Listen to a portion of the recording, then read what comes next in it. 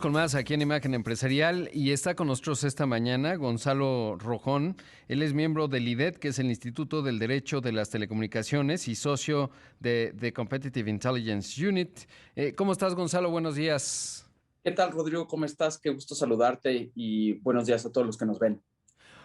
Gonzalo, ayer emitieron un análisis interesante con respecto al 5G en México, que se ha hablado mucho. Ya vemos a las dos principales operadoras, tanto primero AT&T y luego América Móvil, o bueno, vía Telcel, en cuanto al comienzo de un despliegue importante de la red 5G, que supongo será progresivo porque no es un asunto menor. Algo que señalan ustedes, si es el dispositivo móvil, lo que se denomina smartphone, en términos de que pues esa es la clave, ¿no? Porque finalmente los usuarios pues lo vamos a usar en tanto podamos tener teléfonos que soporten esta capacidad. Exactamente, Rodrigo. Fíjate que, pues obviamente está el despliegue de esta nueva red que ha causado mucha sensación, pero hay que empezar a poner todo en su justa medida, ¿no? Llevamos prácticamente 4 meses que, como bien lo dices, dos operadores anuncian estas redes, pero hay que tomar en consideración que esto requiere todo un despliegue, no solamente de la infraestructura, que son las antenas que van en todas estas torres que están en todo el país, sino que también que nosotros los usuarios tengamos dispositivos aptos, ¿no?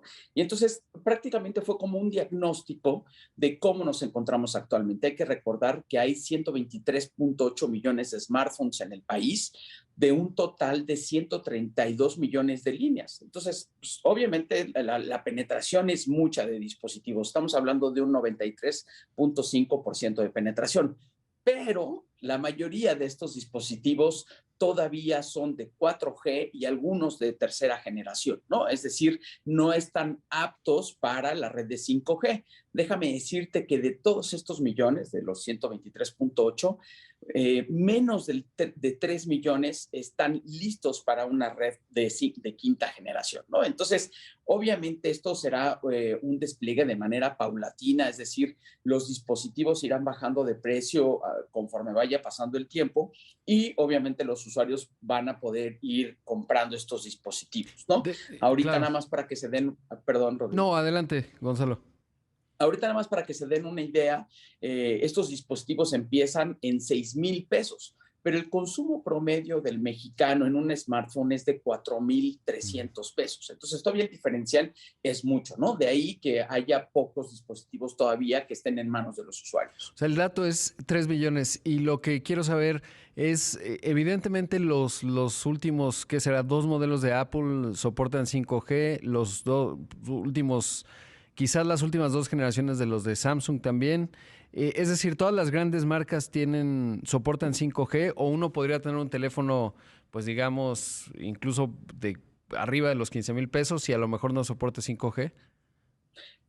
Tienes razón, ahorita como que, o al menos las últimas dos generaciones de los dispositivos de distintas marcas, Apple, Samsung, solo los más top son los que cuentan con 5G, pero hay que recordar que la gama alta de los dispositivos pues va de los 10,000 pesos hasta los 56,000 pesos, ¿no? Entonces, si lo comparamos contra lo que está consumiendo un mexicano en promedio, pues el diferencial es mucho, ¿no? Entonces, sí, tienes razón, solamente las gamas más altas de las últimas generaciones contaban 5G. Ahorita ya vemos que se empieza a ir un poco más hacia abajo, ¿no? Te comentaba que desde la gama media, a partir de los 6,000 pesos, ya puedes encontrar dispositivos, ¿no? Pero estamos hablando de literal de la última generación, es decir, que han salido en las últimas semanas, ¿no? Por eso no vamos a ver tan rápido cómo se empiezan a adquirir estos dispositivos. Hay que recordar que también los dispositivos están empezando a escasear por toda esta crisis que tenemos de los microprocesadores y también por las condiciones adversas, las condiciones económicas adversas que ha dejado la pandemia.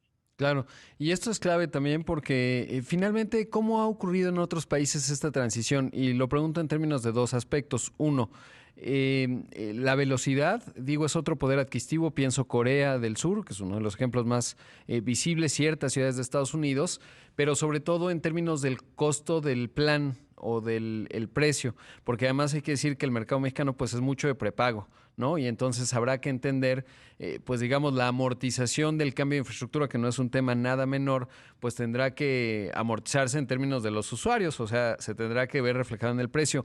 ¿Cómo prevés eso? ¿Qué se vislumbra en esa parte?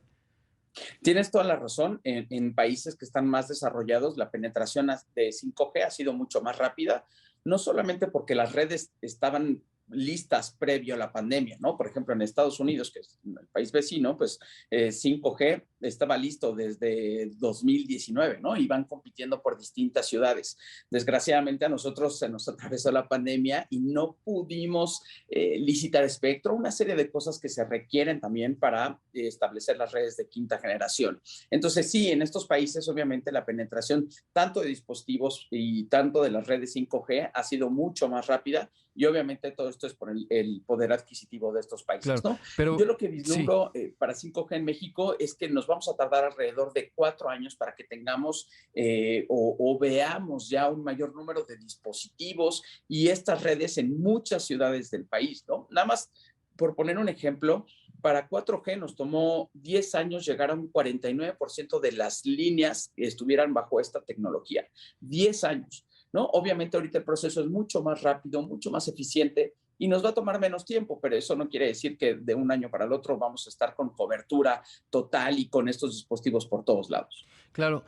¿Y es previsible que lo que se empiece a desplegar hoy va a costar lo mismo? O sea, de cara al consumidor, ¿qué se puede esperar? Por ejemplo, si tú ya tienes un teléfono 5G y de repente ya lo pusieron en cierta zona de la Ciudad de México, el plan en ese caso de Telcel es más agresivo, más rápido. ¿Se espera que cambie el precio o va a continuar igual? ¿Cuál fue la estrategia, por ejemplo, del 3G al 4G? Pues mira, en ese entonces la estrategia fue que todo seguía igual, ¿no? Prácticamente si tú tenías un dispositivo que ya estuviera listo para 4G, pues automáticamente podías hacer uso de él.